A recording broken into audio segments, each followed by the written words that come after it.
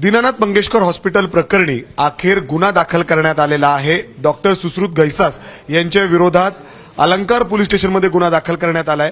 ससूनचा अहवाल काही वेळापूर्वीच पोलिसांना प्राप्त झालेला आहे। नेमकं त्या अहवालामध्ये काय निष्कर्ष लावण्यात आलेले होते आणि त्याचा आधार घेत गुन्हा दाखल केलाय, काय निष्कर्ष होते आणि काय कलम लावून आपण गुन्हा दाखल केलाय। आज या ठिकाणी आपल्याकडे जो बीजे मेडिकल कॉलेजची जी वैद्यकीय कमिटी आहे त्या कमिटीने आपल्याकडे असं ओपिनियन दिलं की याच्यामध्ये ट्रीटमेंटमध्ये डॉक्टर सुश्रुत घैसास यांनी हलगर्जीपणा केला आहे किंवा निष्काळजीपणा केला आहे असा अहवाल प्राप्त झाल्यानुसार आज आपण डॉक्टर घैसास यांच्याविरुद्ध भारतीय न्याय संहिता कलम 106(1) नुसार तो गुन्हा दाखल अलंकार पोलीस स्टेशन या ठिकाणी केलेला आहे। सर, कमिटीचा दुसरा अहवाल म्हणजे आज प्राप्त झाला तुम्हाला, तुम्ही देखील बरेच काही पुरावे म्हणजे अर्थात या संपूर्ण अहवालासाठी जे काही लागत होतं, तुम्ही सीसीटीव्ही फुटेज असेल, तुमचा तपासाचा पूर्ण भाग असेल तो देखील सबमिट केला होता।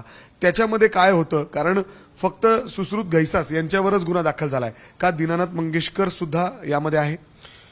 याच्यामध्ये कुठल्याही मेडिकल प्रॅक्टिशनरने काही निष्काळजीपणा केला असेल किंवा ड्युरिंग प्रोसिजर काही चुका झाल्या असतील तर याच्या संदर्भामध्ये शासनाची एक समिती आहे, 2014चा तो GR आहे, त्या GR प्रमाणे ती पुढची कारवाई केली जाते। याच्यामध्ये ही घटना झाल्यानंतर आपल्याकडे तक्रारी प्राप्त झाल्या, त्यानुसार जे रेकॉर्ड आपल्याकडे अवेलेबल आहे, जे प्रत्येक पोलिटिंगचं ते पूर्ण रेकॉर्डची छाननी करून त्या कमिटीसमोर आपण ठेवलं होतं।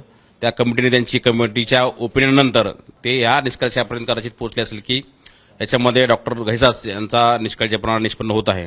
तसा तो अहवाल आपल्याकडे आज रोजी प्राप्त झाला आणि त्याच अहवालावरून आपण तो गुन्हा दाखल केलेला आहे। सर, इतर आणखीन 3 अहवाल होते ज्यामध्ये माताचा अहवाल असेल, जिल्ह्याचा असेल आणि किंबहुना धर्मादाय आयुक्तांचा अहवाल असेल, त्याचा देखील पूर्ण आपण स्टडी केलाय।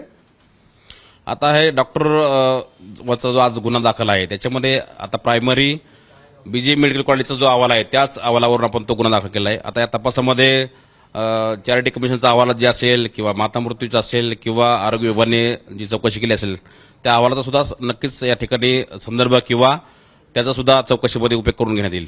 म्हणजे जर गरज पडली आणि ह्याच्यामध्ये आणखीन काही दोषी सापडले तर त्यांच्यावर सुद्धा गुन्हा दाखल होऊ शकतो, ऍड ऑन होऊ शकतात। सर, तपास हा तपास नेहमी ओपन असतो, त्याच्यामध्ये आज FIR रजिस्टर आहे। FIR मध्ये जे तथ्य समोर येतील त्या सर्व तथ्यावरती पोलीस नक्कीच याच्यामध्ये तपास करून पुढची कायदेशीर कारवाई करेल।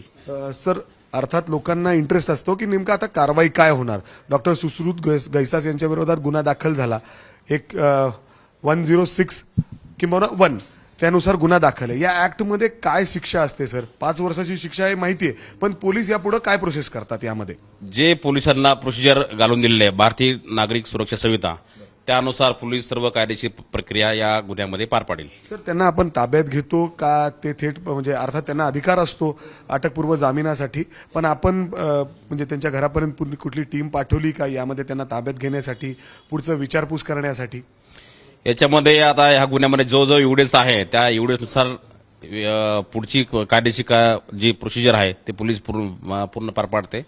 याच्यामध्ये ज्या गोष्टी तपासामध्ये निष्पन्न होतील आणि ज्या आवश्यक गोष्टी आहेत त्या आवश्यक गोष्टीची पूर्तता करण्यासाठी ज्या स्टेप्स किंवा इन्व्हेस्टिगेशन करण्यासाठी ज्या गोष्टी आवश्यक आहेत त्या सर्व प्रक्रिया आणि सर्व प्रोसिजर पोलीस नक्कीच पार पाडतील। पण याच्यासाठी काही टीम फॉर्म केली आहे, कुणाला पाठवलंय सर आपण? म्हणजे अर्थात ते पुढे आल्यानंतर पुढच्या गोष्टी कळतील काय काय झालेलं होतं नेमकं, कारण सीसीटीव्ही फुटेज आणि इतर गोष्टी तुम्ही हॉस्पिटलमधून ताब्यात घेतल्या, हॉस्पिटलवर कुठलाही गुन्हा दाखल झाला नाही, फक्त डॉक्टर सुश्रुत घैसास ज्यांनी ऑलरेडी राजीनामा दिलेला आहे।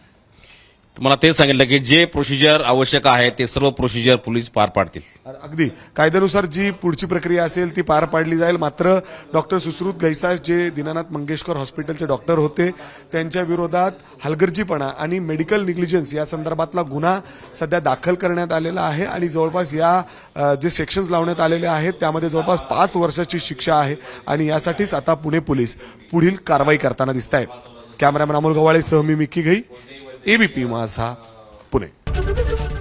ABP माझा, उघडा डोळे बघा नीट।